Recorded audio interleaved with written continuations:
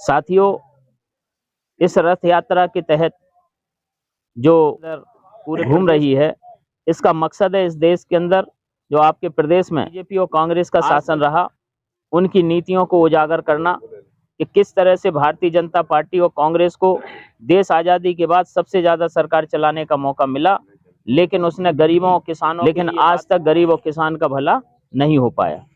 इसलिए आज तक जो बीजेपी और कांग्रेस के लोग हैं, वो झूठे वादे और खोखले नारे देकर हम लोगों को शिकार बनाते हैं, हमें लालच और भयभीत करने का काम करते हैं और हमारा वोट हासिल कर लेते हैं।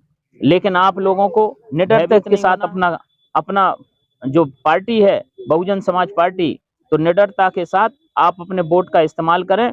और साथियों, जो 77 सालों में परिवर्तन नहीं हुआ, अगर बहुजन समाज पार्टी की सरकार आती है तो साथियों वो काम जो 77 सालों में नहीं हुआ, 75 सालों में नहीं हुआ, वो 5 साल के अंदर बहुजन समाज पार्टी 75 साल का काम करके दिखाएगी। इसलिए साथियों, क्योंकि आप जानते हैं कि जब से कांग्रेस की सरकार देश आज़ादी के बाद बनी, उन्होंने गरीब और किसान का नारा दिया, लेकिन साथियों इसी तरह बीजेपी ने दिया। लेकिन जब जब चुनाव आएंगे तो ये बड़े बड़े घोषणा पत्र बनाते हैं और घोषणा पत्र बना के कहते हैं कि बहुजन समाज पार्टी कोई घोषणा पत्र नहीं बनाती। इसलिए आप लोग बहुजन समाज पार्टी के सिपाही हैं, आप लोग बहुजन समाज पार्टी के कार्यकर्ता हैं। आपकी ये जिम्मेवारी है कि समाज के बीच जाकर उस समाज के लोगों को बताना है कि जब 75 सालों से अपने अपने घोषणा पत्र बना रहे हैं, लेकिन इन्होंने अपने घोषणा पत्र को कब पूरा किया। लेकिन बहुजन समाज पार्टी का जो घोषणा पत्र है या जो घोषणा बहुजन समाज पार्टी नहीं करती है, लेकिन जो उसका मकसद है, जो उसका काम है, तो उत्तर प्रदेश उसका उदाहरण है कि उत्तर प्रदेश के अंदर जब आदरणीय बहन जी की सरकार बनी, तो चाहे अनुसूचित जाति का हो, चाहे जनजाति का हो, चाहे पिछड़ी जाति का हो, चाहे अल्पसंख्यक हो या अपर कास्ट का गरीब हो, किसान हो, मजदूर हो, लेकिन साथियों सबों को समान रूप से देखकर सर्वजन हिताय सर्वजन सुखाय के तहत काम किया और प्रदेश के अंदर कानून व्यवस्था लाने के लिए और भय मुक्त समाज बनाने के लिए, अन्याय मुक्त समाज बनाने के लिए, अपराध मुक्त समाज प्रदेश बनाने के लिए आदरणीय बहन जी ने जितने बड़े बड़े गुंडे थे, जो बदमाश थे, और साथ ही उनकी जो सही जगह थी, उनको 1,45,000 गुंडों को जेल की सलाखों के अंदर डालने का काम आदरणीय बहन जी ने किया था। इसी तरह साथियों, जो गांव के लोग विकास नहीं करते थे, कांग्रेस बीजेपी के लोग हमें सिर्फ घोषणा देते थे, लेकिन आदरणीय बहन जी ने सिस्टम बनाया कि हम 1 साल के अंदर 10,000 गांव का विकास करेंगे। तो डॉक्टर अंबेडकर ग्राम विकास योजना बनाकर और साथियों 18 पॉइंट की योजना बनाकर एक एक गांव में 14 करोड़ रुपए देकर और गांव का विकास करने का काम किया। इसी तरह लोगों को शिक्षा देने के लिए बड़े बड़े इंजीनियर कॉलेज खोलने का काम किया, पैरामेडिकल कॉलेज स्वास्थ्य विभाग के लिए खोलने का काम किया, मेडिकल कॉलेज खोलने का काम किया। और साथियों, हमारे बहुजन समाज में जन्मे महापुरुषों को कभी किसी ने मान सम्मान नहीं दिया, तो आदरणीय बहन जी की सरकार बनने पर बहुजन समाज में जन्मे महापुरुषों को मान सम्मान देने के लिए बड़े बड़े पार्क और स्मारक बनाने का काम किया, मूर्ति लगाने का काम किया। क्यों? क्योंकि हमारे जो बहुजन समाज में जन्मे महापुरुष हैं, उनको इस देश के अंदर हमेशा नजरअंदाज किया जाता है, उनको उजागर नहीं किया जाता है। क्योंकि अगर बहुजन समाज उजागर हो जाएगा, उनकी विचारधारा उजागर हो जाएगी, तो ये जो बहुजन समाज के लोग हैं, ये दबे कुचले समाज के नहीं रहेंगे, ये अपने पैरों पर खड़े हो जाएंगे।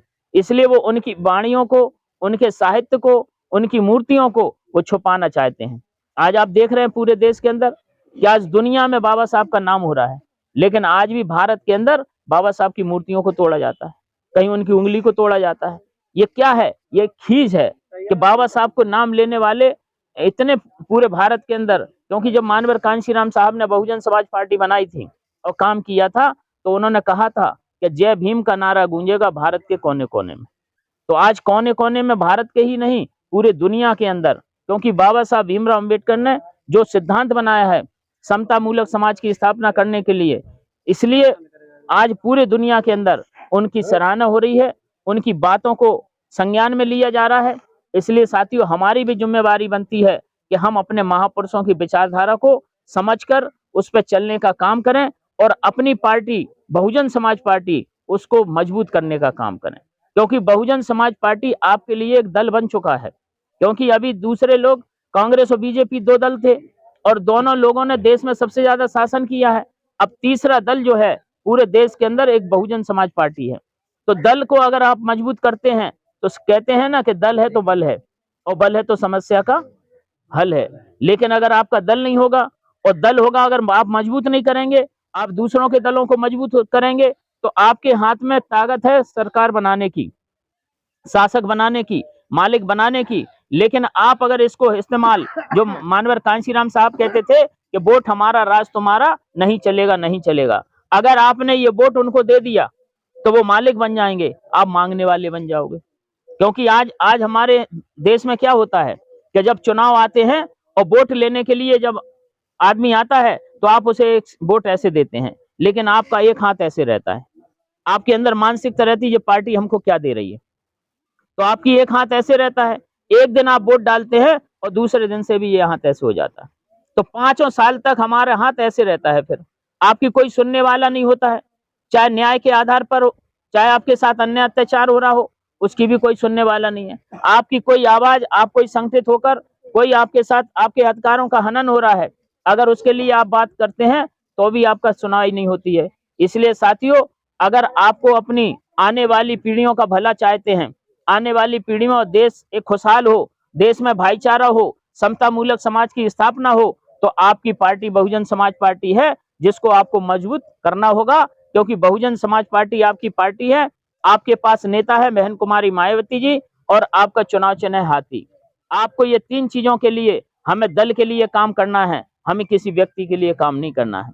अगर आपने दल को मजबूत किया तो ये दल मजबूत होगा, तो बल होगा, और बल होगा तो समस्या का हल होगा। तो इसके तहत आपके जो गांव के लोग हैं, जो बुद्धिजीवी लोग हैं, आपसे हम ये अपील करने आए हैं कि आप लोगों को, अच्छे लोगों को अपने गांव में नहीं बैठना है।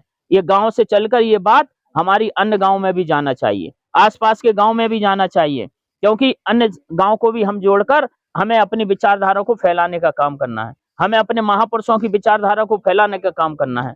उत्तर प्रदेश में जो काम आदरणीय बहन जी ने किया है उसको हमें बताने का काम करना है, क्योंकि दूसरे लोगों ने हमेशा बहुजन समाज पार्टी को बदनाम करने का काम किया, बहुजन समाज पार्टी को कमजोर आंकने का काम किया, कमजोर बताने का काम किया।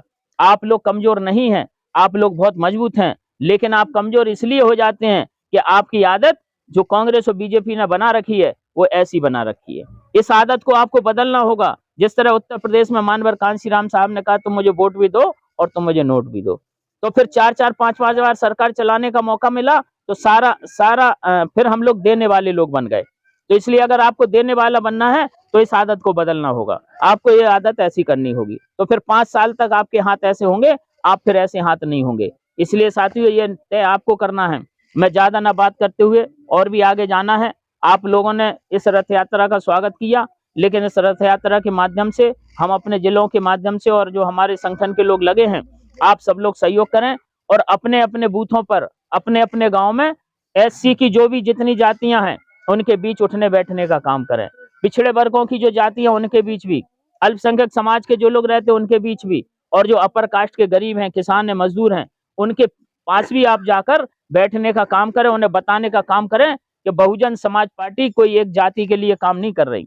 बहुजन समाज में जन्मे महापुरुषों ने कोई एक जाति के लिए काम नहीं किया है, उन्होंने पूरी मानवता, इंसानियत के लिए काम किया है। इसलिए साथियों, हम सब लोग भाई हैं, और साथियों मिलजुल कर हम अपने दल को, बहुजन समाज पार्टी को मजबूत करेंगे, जिससे आने वाले समय में इस देश की सत्ता जब हमारे हाथ में होगी तो हमारे लोगों को कोई चीज मांगना नहीं पड़ेगी, उनके हक और अधिकार सुरक्षित रहेंगे। चाहे शिक्षा का मामला हो, चाहे स्वास्थ्य का मामला हो, चाहे अन्य अत्याचार का मामला हो, हर जगह हमें अधिकार मिलेंगे।